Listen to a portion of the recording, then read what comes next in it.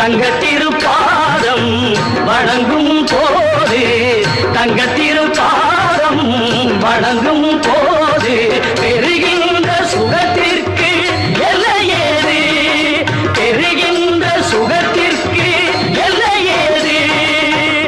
சந்தனம் மணக்குது கற்பூரம் ஜொலிக்குது கந்தகிரி கோவில் வந்தால் நன்மையெல்லாம் நடக்குது